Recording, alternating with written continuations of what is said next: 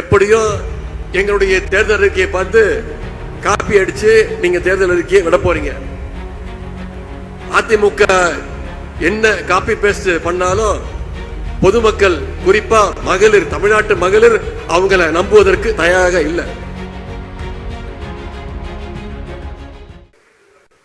இப்ப கூட பாத்தீங்கன்னா சமீபத்தில் மகளிருடைய பொருளாதார வளர்ச்சிக்கு பெரிதும் துணை நிற்கின்ற 100 நாள் வேலைவாய்ப்பு திட்டத்தை ஒன்றிய அரசு சேர்த்துக்கிட்டு இருக்கு.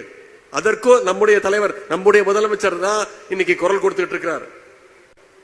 சமீபத்தில் குஜராத்தில் பேசின ஒன்றிய அமைச்சர் திரு அமித்ஷா அவர்கள், நாங்க இன்னைக்கு பீகார்ல ஜெயிச்சிட்டோம், அடுத்து எங்களுடைய டார்கெட் தமிழ்நாடு அப்படின்னு தமிழ்நாட்டுக்கு ஒன்றிய உள்துறை அமைச்சர் அமித்ஷா அவர்கள் வார்னிங் கொடுக்கிறார், பயமுத்த பார்க்கிறார்.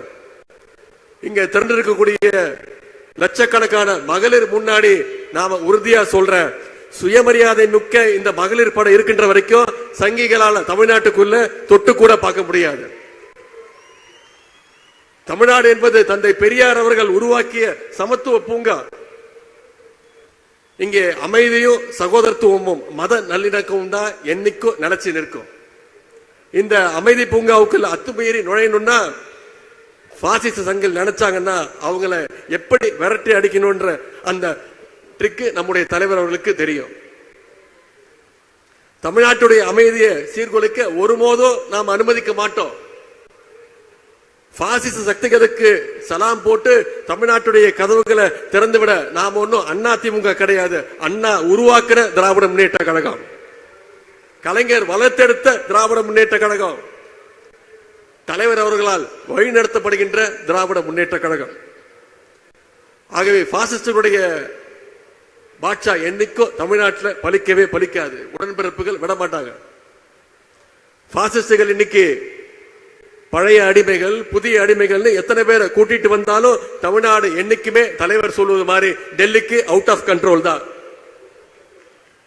இன்னைக்கு நம்முடைய தலைவர் அவர்கள் கழகத்துடைய துணை பொதுச் செயலாளர் அத்தை கனிமொழி கருணாநிதி அவங்க தலைமையில் ஒரு குழு அமைச்சிருக்கிறாங்க, தேர்தல் அறிக்கை தயாரிப்பு குழு. அந்த குழு தமிழ்நாடு முழுக்க பயணிச்சு மக்களை சந்திச்சு அவங்களுடைய கோரிக்கைகள், குறிப்பா மகளிருடைய தேவைகள் எல்லாம் உணர்ந்து ஒரு தேர்தல் அறிக்கையை தயாரிக்க இருக்கிறாங்க. இன்னைக்கு திராவிட முன்னேற்ற கழகம் அந்த குழு அமைச்சோன்னு அண்ணா திராவிட முன்னேற்ற கழகமும் போட்டிக்கு ஒரு குழு அறிவிச்சிருக்கிறாங்க, தேர்தல் அறிக்கை குழுன்னு. நான் அடிமைகளை பார்த்து கேட்கிறேன், எப்படியோ எங்களுடைய தேர்தல் அறிக்கையை பார்த்து காப்பி அடிச்சு நீங்க தேர்தல் அறிக்கையை விட போறீங்க. அதிமுக என்ன காப்பி பேஸ்ட் பண்ணாலும் பொதுமக்கள், குறிப்பா மகளிர், தமிழ்நாட்டு மகளிர் அவங்களை நம்புவதற்கு தயாராக இல்லை. ஏன்னா திராவிட முன்னேற்ற கழகம் தான் என்னைக்கும் சொல்வதை செய்கின்ற அரசாகவும் செய்வதை சொல்லுகின்ற அரசாகவும் நம்முடைய திராவிட மாடல் அரசு செஞ்சு காட்டி இருக்கு. பெண்களுடைய வாழ்க்கை முன்னேற வேண்டும் என்று அவர்களுடைய இடத்திலிருந்து யோசிச்சு பார்த்து உழைக்கின்ற இயக்கம் திராவிட முன்னேற்ற கழகம். எனவே தமிழ்நாட்டு மகளிர் எப்பொழுதுமே கழகத்தின் பக்கம் உறுதியா நிற்பீங்க. அதற்கு இங்க கூடியிருக்கக்கூடிய இந்த கடல் போல கூடியிருக்கக்கூடிய இந்த மாநாடு சாட்சி. வருகின்ற 2026 சட்டமன்ற தேர்தலில் மீண்டும் கழக அரசு அமைய இங்கு இருக்கக்கூடிய மகளிர் நீங்க உங்களுடைய ஆதரவையும் உழைப்பையும் நீங்க கொடுக்கணும். அரசினுடைய சாதனைகளையும் திட்டங்களையும் உங்களுடைய நண்பர்கள், உங்களுடைய உற்றார் உறவினர்கள்ட்ட எடுத்து சொல்லணும். குறிப்பா எஸ்ஐஆர் திட்டத்தினால கிட்டத்தட்ட 1 கோடி வாக்காளர்கள் நீக்கியிருக்காங்க. வரைவு வாக்காளர் பட்டியலில் உங்களோட பேர் இருக்கான்னு முதல்ல செக் பண்ணுங்க.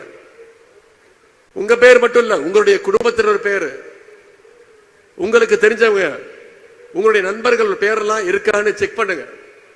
ஒருவேளை இல்லைன்னா கழகத்துடைய BLA 2க்களை அணுகி உங்களுடைய பெயர்களை சேர்ப்பதற்கான அந்த விண்ணப்ப படிவங்களை நீங்க கொடுக்கணும். வருகின்ற ஜனவரி 18ஆம் தேதி வரைக்கும் நமக்கு நேரம் இருக்கு. தகுதியான ஒரு வாக்காளருடைய பெயர் கூட விடுபட்டு கூடாது. குறிப்பா மகளிர், உங்களுடைய ஒவ்வொரு வாக்கும் மிக மிக முக்கியம். உங்க வாக்கு உங்களுடைய கடமை மட்டுமல்ல, அது உங்களுடைய உரிமை. 2026 தேர்தல் அடிமைகளையும் பாசிஸ்டுகளையும் மீண்டும் நாம ஓட ஓட விரட்டி அடிக்க வேண்டிய தேர்தல்.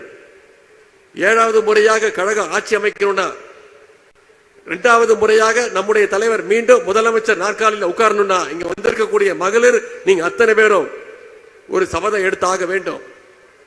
அடுத்த 100 நாட்கள் களத்தில் இறங்கி அந்த பிரச்சாரத்தை தமிழ்நாட்டு மக்கள் ஏன் உதயசூரியன் சின்னத்திற்கு நம்முடைய தலைவர் தலைமையிலான அந்த கூட்டணிக்கு வெற்றி பெற வைக்க வேண்டும் என்ற அந்த பிரச்சாரத்தை மக்கள் மத்தியில் நீங்கள் கொண்டு போய் சேர்க்க வேண்டும்.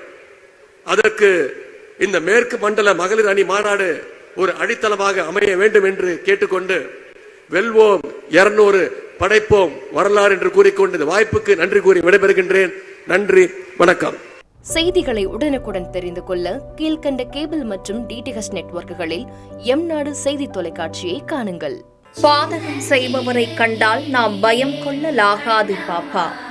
மோதி மிதித்துவிடு பாப்பா, அவர் முகத்தில் உமிழ்ந்துவிடு பாப்பா.